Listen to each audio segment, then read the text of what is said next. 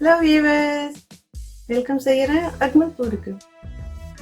இன்றைக்கி நம்ம ரொம்பவே வெண்மையாக ஒரு நெய் சாதம் செஞ்சுருக்குறோம். நம்ம இதில் கொஞ்சமாக தயிர் போட்டதால் அந்த சாஃப்ட்னஸும் இந்த ரைஸில் கிடைக்கிது. அதே சமயத்தில் பார்த்திங்கன்னா வெண்மையாகவும் இருக்குது. இது ரொம்ப டேஸ்டியாகவும் இருக்கும். இதில் நம்ம வெங்காயத்துக்கு ரொம்ப பொன் உருவலாக இல்லாத கண்ணாடி பதத்துக்கு நம்ம வதக்குறதால எல்லாமே ரொம்ப டேஸ்டியாகவும் அந்த கலரும் உங்களுக்கு வெண்மையாக இருக்குது. வாங்க இப்போ எப்படி செய்யலான்னு போய் பார்க்கலாம். அடுப்பில் பேன் வச்சுருக்கேன். நம்ம தாளித்து விடலாம் நெய் சாதத்துக்கு. நான் ஒரு 100 மில்லு குக்கிங் ஆயில் போட்டிருக்கிறேன். இந்த மாதிரி எண்ணெய் கூட போடக்குள்ள சாதம் நல்லாயிருக்கும். ஒரு 25 மில்லு நெய் போட்டுக்கலாம். அப்புறமா மறுபடியும் 25 மில்லு யூஸ் பண்ண போகிறோம். நான் கரம் மசாலா எடுத்துருக்கிறேன். ஒரு 6 ஏலக்காய், 2 ஸ்டார் அனீஸ், ஒரு 6 லவங்கு, 4லேருந்து 5 பட்டை, 4லேருந்து 5 பிரியாணி இலை. எண்ணெய் நல்லா சூடாயிடுச்சு. நம்ம எடுத்து வச்சுருந்த பிரியாணி மசாலா போட்டுக்கலாம். பொரியட்டும். நான் ஒரு 2 பெரிய வெங்காயத்துக்கு எடுத்து நல்லாவே மெலிசாக கட் பண்ணிக்கிட்டேன் நீட் வாக்கில். இதுக்கு ஒரு 2 நிமிஷத்துக்கு நம்ம வதக்கலாம். இந்த வெங்காயத்துக்கு நம்ம அதிகமாக ப்ரௌன் ஆக்கக்கூடாது. இது கண்ணாடி பதத்தில் வெள்ளையாகவே இருக்கணும். அதே சமயத்தில் இந்த வெங்காயம் வெந்தும் இருக்கணும். நம்ம மூடி போடாத 2 நிமிஷத்துக்கு இதுக்கு வதக்கிட்டோம். 4லேருந்து 5 பச்சை மிளகா கீரி போட்டுக்கிட்டேன். இதில் பச்சை மிளகா தான் நம்ம காரம் போட போகிறோம். உங்களுக்கு எவ்வளோ காரம் தேவையோ போட்டுங்க. நம்ம ஒரு 5 நிமிஷத்துக்கு லோ ஃப்ளேமில் வச்சு இந்த வெங்காயத்துக்கு வேக வைக்கலாம். இந்த வெங்காயம் ப்ரௌன் கலராக ஆகக்கூடாது. அப்பப்போ நடுவில் கிளறி கொடுங்க. பாருங்கள், நம்ம வெங்காயத்துக்கு வேக வச்சுக்கிட்டோம். கண்ணாடி பதத்துக்கு வந்துடுச்சு. இது ப்ரௌன் கலரும் ஆகலை. நான் இப்போ இஞ்சி பூண்டு விழுது போட போகிறேன். சிம்மில் வச்சு நல்லாவே இதுக்கு வதக்கி விடணும். ஒரு 2 டேபிள் ஸ்பூனு எடுத்துருக்கிறேன். இந்த இஞ்சி பூண்டு விழுது தான் இதில் நல்லாவே இந்த சாதத்துக்கு நல்லா வாசனை கொடுக்கும்.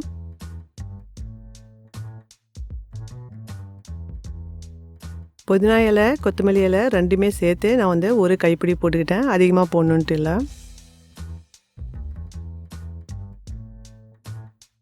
நம்ம நல்லா பச்சை வாசனை போகிற வரைக்கும் இஞ்சி பூண்டு விழுதோடையே நல்லா வதக்கலாம்.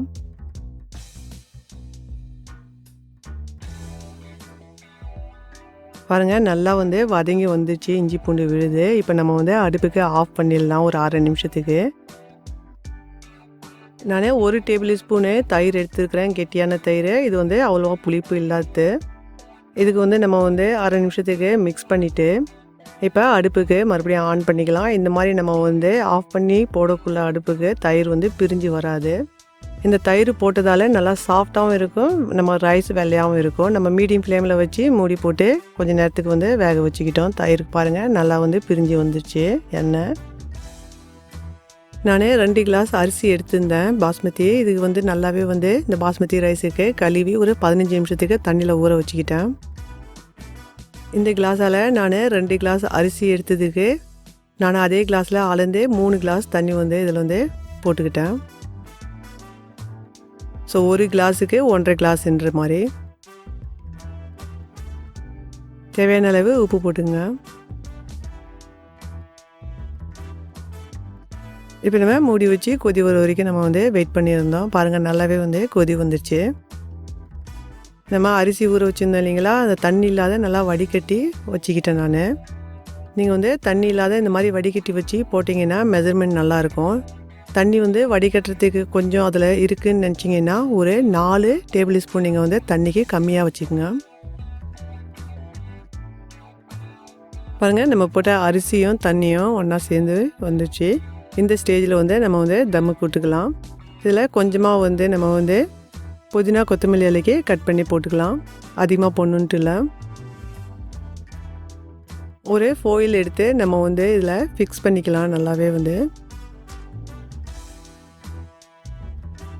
இதுக்கு மூடி வச்சு நம்ம ஒரு 15 நிமிஷத்துக்கு தம்முக்கு விட போகிறோம். நான் ஒரு தோசைக்கல்லுக்கு எடுத்து நல்லா சூடு பண்ணிக்கிட்டேன். சூடான பிறகு நான் சிம்மில் வச்சுக்கிட்டேன். இப்போ 1 டேபிள் ஸ்பூன் நெய் போட்டுக்கிட்டேன். ஒரு 10லேருந்து 15 முந்திரி பருப்புக்கு எடுத்து நான் மீடியம் சைஸாக கட் பண்ணிக்கிட்டேன். இது ஆப்ஷனல் தான். நீங்கள் இதில் நீங்கள் இல்லைன்னா போடாமையே விட முடியும்.